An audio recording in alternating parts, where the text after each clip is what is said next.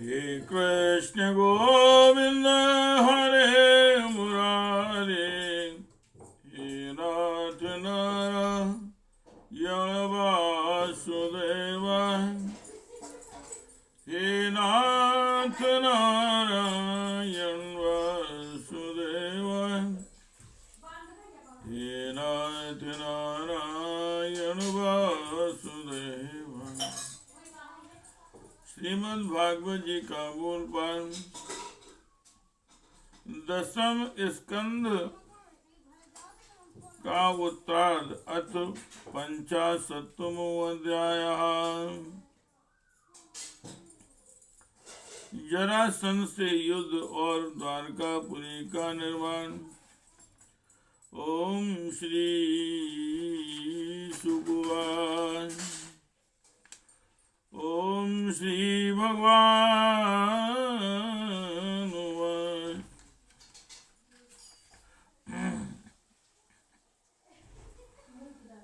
स्थिति उद्भवान्तो भुवनत्रयस्य यासमीहते अनंत गुणा स्वलीलया न तस्य चित्रम् परपक्षि निग्रह तथापि मर्त्यानुविविधस वर्ण्यते। जग्राय वीरतं रामो जरासन्धं महाबलम् हतानिकाशिष्टासुं सिंहं सिंहमिवाजुषाम्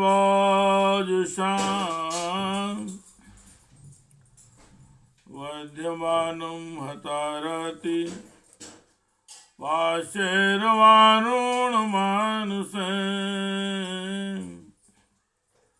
वारयामासि गोविन्दस्तेन कार्यचिकीर्षयाम्।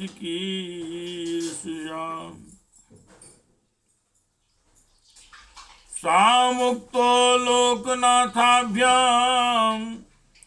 व्रीडितो वीरसम्मताम् तप्ते कृतसंगं संकल्पो तपसे कृत संकल्पो वारितापतिराजभिः वाक्ये पवित्रार्थो पदेर्नयने प्राकृतेरपि स्वकर्म बंधु प्राप्तोऽयं यदुभिस्ते पराभव। परिचित भगवान के गुण अनंत हैं। वे खेल खेल में ही तीनों लोकों की उत्पत्ति, स्थिति और संहार करते हैं। उनके लिए यह कोई बड़ी बात नहीं है कि वे शत्रुओं की सेना का इस प्रकार बात की बात में सत्यानाश कर दें। तथापि जब वे मनुष्य का शरीर धारण करके मनुष्य की सी लीला करते हैं तब उसका भी वर्णन किया ही जाता है। इस प्रकार जरासंध की सारी सेना मारी गई, रथ भी टूट गया, शरीर में केवल प्राण बाकी रहे। तो भगवान श्री बलराम जी ने जैसे एक सिंह दूसरे सिंह को पकड़ लेता है, वैसे ही बलपूर्वक महाबली जरासंध को पकड़ लिया। जरासंध ने पहले बहुत से विपक्षी नरपतियों का वध किया था, परंतु आज उसे बलराम जी वरुण की फांसी और मनुष्यों की फंदे से बांध रहे हैं। मनुष्यों के फंदे से बांध रहे हैं। भगवान श्री कृष्ण ने जब यह सोचकर कि यह छोड़ दिया जाएगा तो और भी सेना इकट्ठी करके लाएगा तथा हम सहज ही पृथ्वी का भार उतार सकेंगे। बलराम जी को रोक दिया। बड़े बड़े सूरवीर जरासंध का सम्मान करते,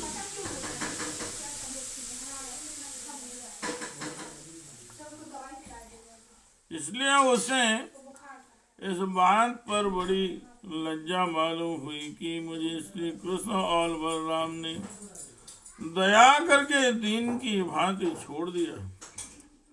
अब उसने तपस्या करने का निश्चय किया, परंतु रास्ते में उसके साथी नरपतियों ने बहुत समझाया कि राजन, यदुवंशियों में क्या रखा है, वे आपको बिल्कुल ही पराजित नहीं कर सकते हैं।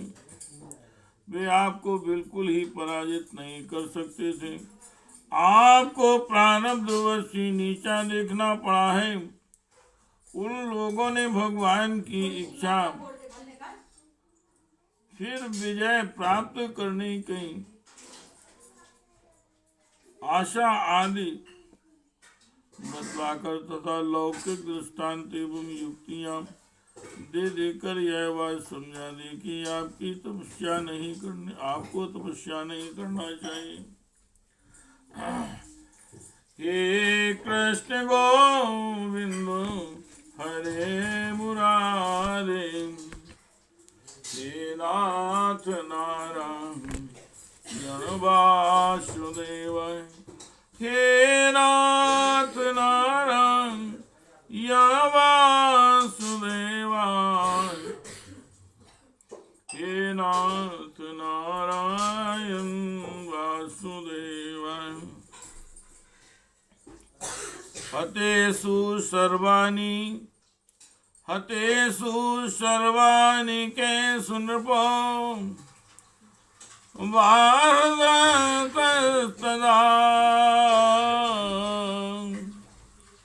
वानरतस्तदा उपेक्षितो भगवता मगधान् दुर्मनाययो।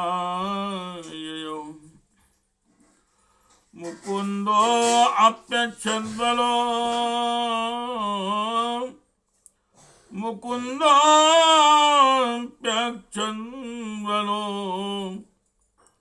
नस्तीर्णारि बलार्णवा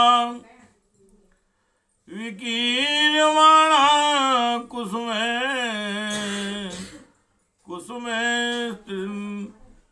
शरणन्त्यं कुसुमेर स्त्री दशैरनु मोदिता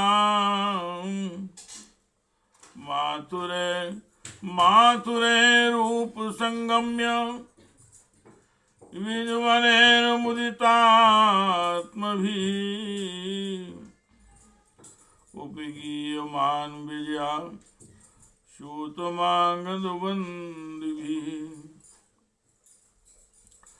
शंख दुन्दुभयो ने दुर्भेरी तुर्यान्नेकसाम् वीणा वेणु मृदंगानि पुरं प्रवसति प्रभु। सिक्तमार्गं हृष्टजनां पताकाभिरलङ्कृतां निर्ग्रस्तां ब्रह्मघोषेण कौतुकाबन्धतोरणां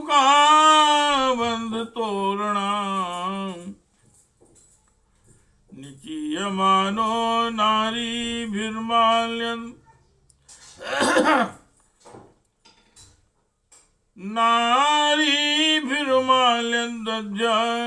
कृताङ्कुरे निरीक्ष्यमाणाय सरिस्नेहं प्रीतियुक्त कलितलोचन।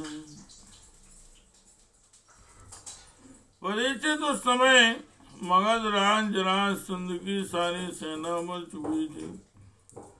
भगवान बलराम जी ने उपेक्षा पूर्वक उसे छोड़ दिया था। इससे वह बहुत उदास होकर अपने देश मगध को चला गया। परीक्षित, भगवान श्री कृष्ण की सेना में किसी का बाल भी बांका न हुआ और उन्होंने जरासंध की 23 अक्षौहिणी सेना पर, जो समुद्र के समान थी, साहसी विजय प्राप्त कर ली। उस समय बड़े बड़े देवता उन पर नंदन वन के प्राणों की वर्षा और उनके इस महान कार्य का अनुमोदन प्रशंसा कर रहे थे। जरासंध की सेना के पराजय से मथुरावासी भय रहित हो गए थे और भगवान श्री कृष्ण की विजय से उनका हृदय आनंद से भर रहा था।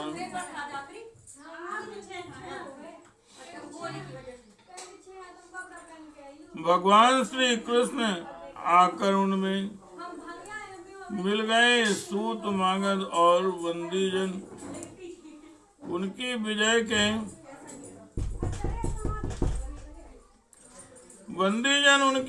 के गीत गा रहे थे। जिस समय भगवान श्री कृष्ण ने नगर में प्रवेश किया, उस समय वहां शंख, नगारे, भेरी, तुरही, बीणा, बांसुरी और मृदंग आदि बाजे बजने लगे।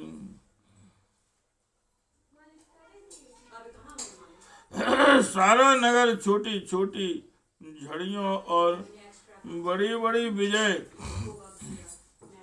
पताकाओं से सजा दिया गया था।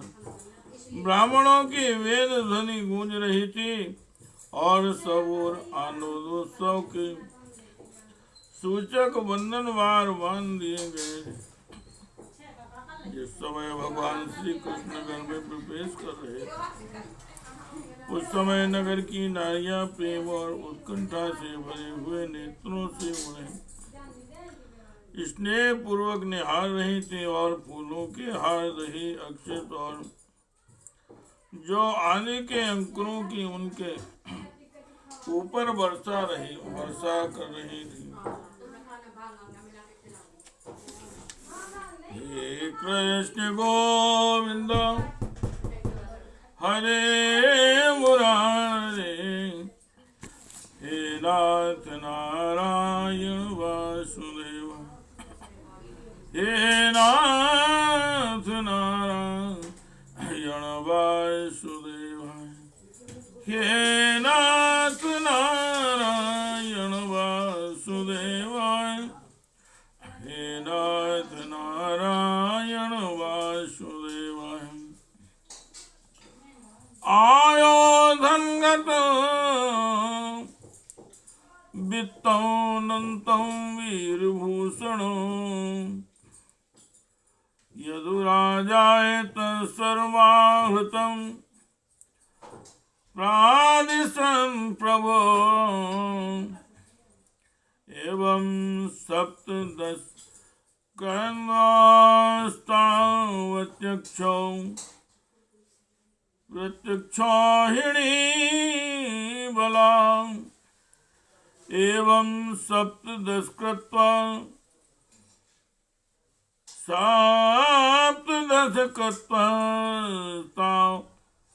वत्यक्षाहिणी बला, युयुधे वाग्दो राजा यदुवि कृष्ण पालिते, अच्छन्नो वस्तुन्बलं सर्वं कृष्णया कृष्ण तेजसां, हतेषु स्वेष्वनिकृशो, त्यक्तो दयादरिभिर्नृपः, अष्टादशं संग्रामे आगामिनी तदन्तुरा, नारद प्रेषितो वीरो यवनां प्रत्यदृश्यतो, रुरोध मथुरामितं तिन्त्रस्त्रभिं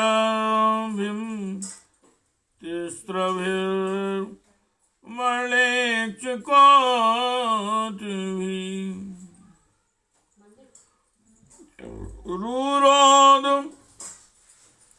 मथुरा में त्राश्रम भीमलेक्ष कोट भी न लोके चा प्रतिद्वंदो वृषणे छुत्वा आत्मसंमितान् तं दृष्ट्वा चिन्त्यतं कृष्णः संकर्षणसहायवान् अहो यदुनां व्रजिनं प्राप्तं यो भवतो महतम् यवनोऽयं निरुध्ये अस्मानद्यं तावन्महाबला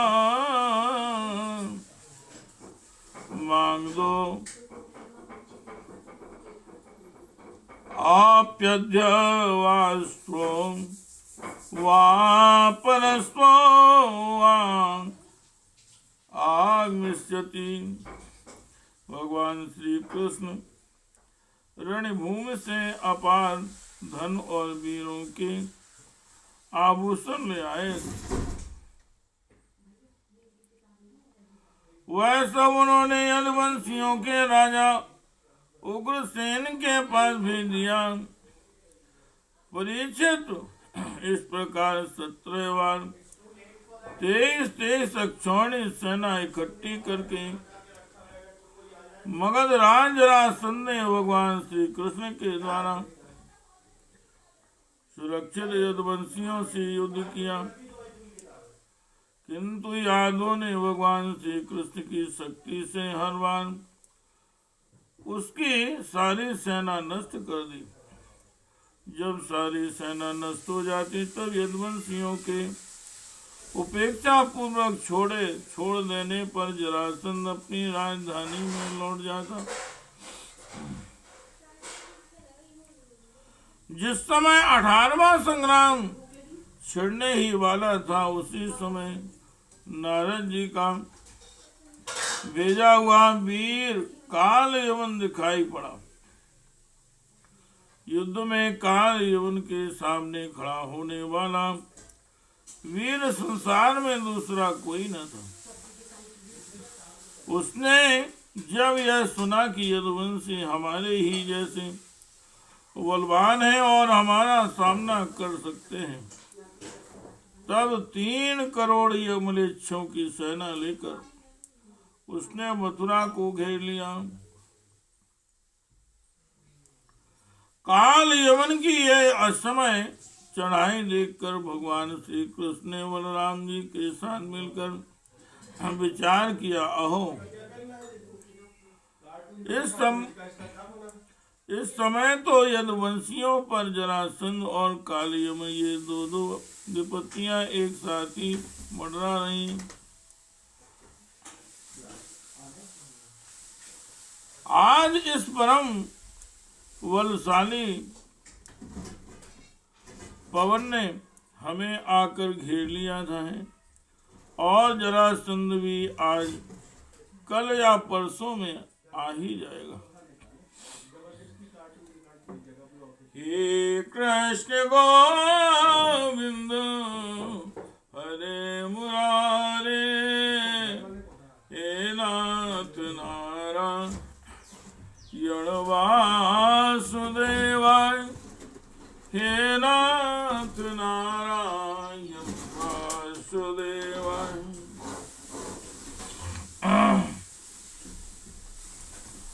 आवयोर्युध्य तोरस्य यज्ञागन्ता जरासुता, बन्धून्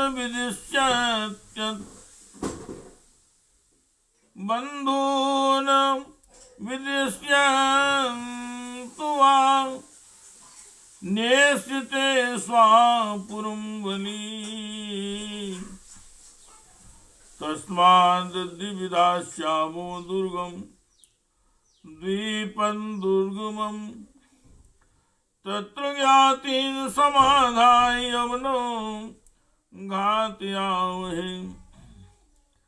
इति सम्मन्त्रयां भगवान् दुर्गं द्वादश योजनम् अन्तासमुद्रे नगरं कृतस्तान्भुतमचीकरतम्। दृश्यते यत्र हि त्वाष्टं विज्ञानशिल्पनिपुणम् रत्या चत्वारवीथिभिर्यथा वास्तु विनिर्मितम्। सूर्यं लतोद्यान विचित्रोपवनान्वितम्। हेम शृङ्गैर्दिविस्पृङ्भिः स्फाटिकाटालगोपुरम्। राजतारकुटे कोस्तैर्हिमकुम्भैरलङ्कृतैः रत्नकूटैर्गहैर्हेमैर्महामरकतस्थलैः। वास्तोस्पतीनां च ग्रहैर्वल्लभीभिश्च निर्मितम्। चातुर्वर्ण्यजनाकीर्णं यदुवेणुग्रहोल्लसतो। यदि हम दोनों भाई इसके साथ लड़ने में लग गए और उसी समय जरासंध भी आ पहुंचा तो वह हमारे बंधुओं को मार डालेगा या तो कैद करके अपने नगर में ले जाएगा, क्योंकि वह बहुत बलवान है। इसलिए आज हम लोग एक ऐसा किला बनाएंगे जिसमें किसी भी मनुष्य का प्रवेश करना अत्यंत कठिन होगा। अपने स्वजन संबंधियों को उसी किले में पहुंचाकर फिर इस यवन का वध कराएंगे। बलराम जी से इस प्रकार सलाह करके भगवान श्री कृष्ण ने समुद्र के भीतर एक ऐसा दुर्गम नगर बनवाया जिसमें सभी वस्तुएं अद्भुत थी और उसी नगर की लंबाई चौड़ाई 48 कोस की थी। उस नगर की एक एक वस्तु में विश्वकर्मा विज्ञान, वास्तु विज्ञान और शिल्पकला की निपुणता प्रकट होती थी। उसमें वास्तु शास्त्र के अनुसार बड़ी बड़ी सड़कों, चौराहों और गलियों का यथास्थान ठीक ठीक विभाजन किया गया था। वह नगर ऐसे सुंदर सुंदर उद्यानों और विचित्र विचित्र उपवनों से युक्त था जिनमें देवताओं के वृक्ष और लताएं लहलहाती रहती थी। सोने के इतने ऊंचे ऊंचे शहर शिखर थे जो आकाश से बातें करते थे। स्फटिक मणि की अटारियां और ऊंचे ऊंचे दरवाजे बड़े ही सुंदर लगते थे। अन्न रखने के लिए चांदी और पीतल के बहुत से कोठे बने हुए थे। वहां के महल सोने के बने हुए थे और उन पर कामदार सोने के कलश सजे हुए थे। उनके शिखर रत्नों के थे तथा गज पन्ने की बनी हुई थी, बहुत भली मालूम होती थी। इसके अतिरिक्त उस नगर में वास्तु देवता के मंदिर और छज्जे भी बहुत सुंदर सुंदर बने हुए थे।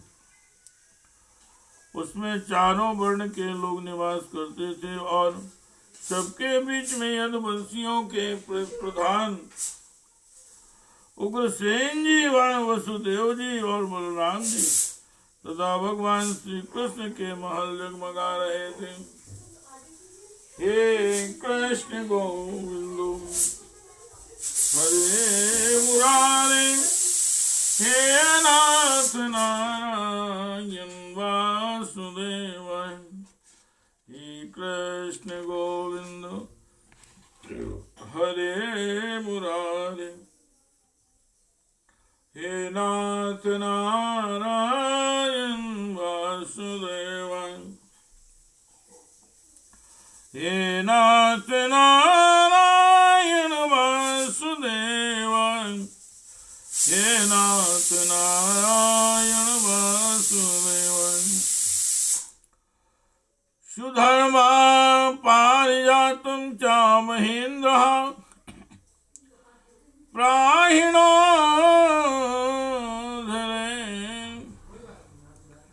या यत्र चावस्थितो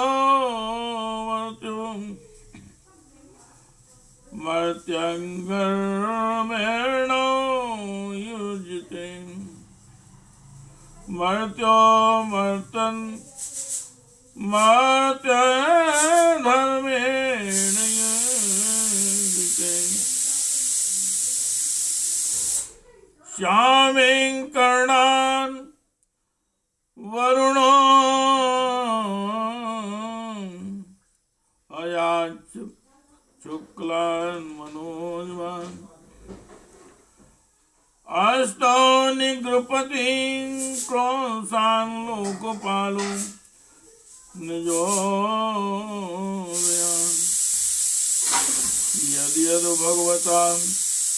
यदि भगवता दत्तमाधिपत्यं स्वासिद्धये सर्वं प्रत्यर्पयामासुरहरो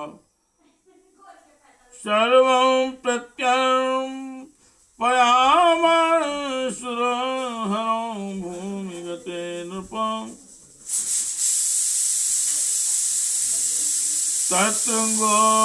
तत्त्वं प्रभावेन त्वां सर्वजनं हरिः प्रजापालेन रामेण कृष्णां समनो मंत्रिता निर्जगां पुरद्वारात् पद्मवालीनिरायुधां। परीक्षित, उस समय देवराज इंद्र ने भगवान श्री कृष्ण के लिए पारिजात वृक्ष और सुधर्मा सभा को भेज दिया। वह सभा ऐसी दिव्य थी कि उसमें बैठे हुए मनुष्य को भूख प्यास आदि मर्त्य लोक के धर्म नहीं छू पाते थे। वरुण जी ने ऐसे बहुत से श्वेत घोड़े और भेज दिए जिनका एक एक कान श्याम वर्ण का था और जिनकी चाल मन के समान तेज थी। धनपति कुबेर जी ने अपनी 8 निधियां भेज दी और दूसरे लोकपालों ने भी अपनी अपनी विभूतियां भगवान के पास भेज दी। परीक्षित, सभी लोकपालों को भगवान श्री कृष्ण ने ही उनके अधिकार के निर्वाह के लिए शक्तियां और सिद्धियां दी हैं। जब भगवान श्री कृष्ण पृथ्वी पर अवतीर्ण होकर लीला करने लगे तब सभी सिद्धियां उन्होंने भगवान के चरणों में समर्पित कर दी। भगवान श्री कृष्ण अपने समस्त स्वजन संबंधियों को अपनी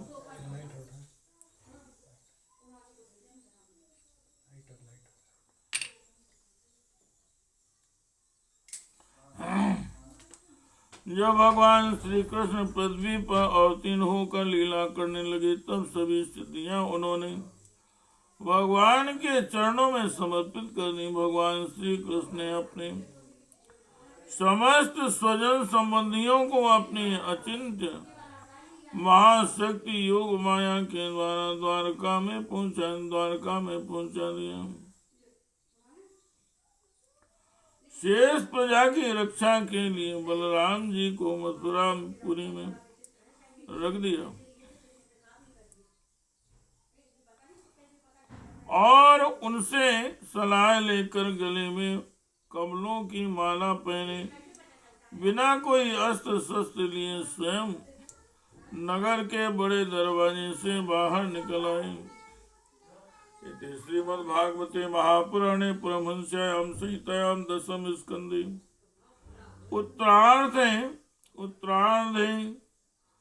दुर्ग निवेशनम नाम पंचाशत्तमो अध्यायः। हे कृष्ण गोविंद, हे कृष्ण गोविंद, हरे मुरारे,